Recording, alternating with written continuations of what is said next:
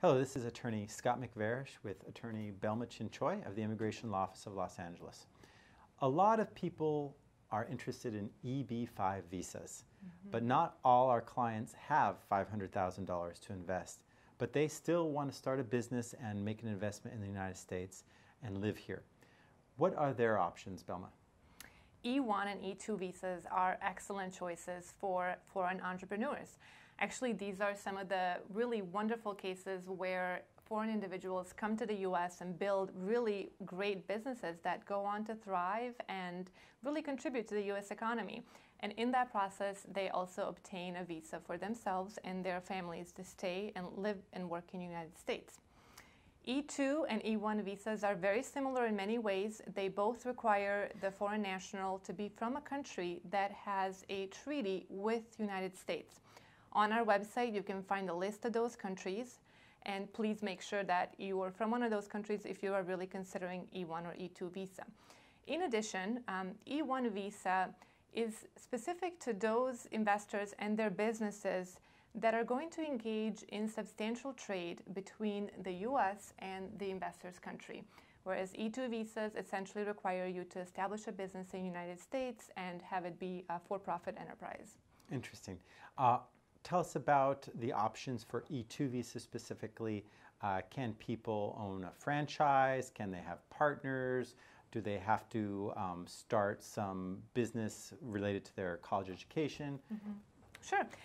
The U.S. government does not put a lot of specific requirements on E-1 and E-2 visas.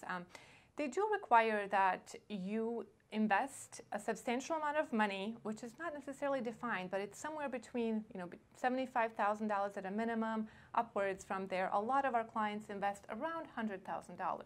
It depends a little bit on the business that you're establishing. So in addition to the amount of money, the government does not require that it has to be any particular type of business. As long as you, the investor, own 50% or more and are engaged in the day-to-day management of the enterprise. So you have to be here to actually direct that business. So that is a difference than an EB-5, because EB-5s, you just turn over your $500,000. 6 years later, you get it back, hopefully with a little bit of interest.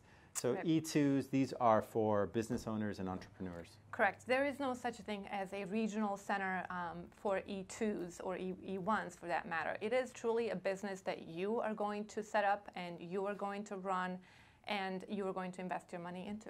So for those potential clients of ours who are going to come in and talk to us about E-1, E-2, what advice would you give them in preparing for their consultation with us? Great question. It is wonderful if you spend some time thinking about what type of business would you like to establish here in the U.S. Also think about what in your background, either academic training or professional experience, will give you the skills and know-how to actually run that business and to make it successful. The government generally requires that you have some credentials that relate to the business you're establishing in the U.S. so that it really speaks to the fact that this business is likely to succeed. It also helps us to know that you are putting a business plan together, and in our office we have relationships with several excellent business plan writers who can help you prepare a business plan that will demonstrate to the government that this business is going to be successful. We are a one-stop shop. We are. And we enjoy working with E-1s, E-2s. So contact us. Information is on this website, and we'll be glad to help you in this next step of your journey. Yes, thanks very much for watching. Thank you.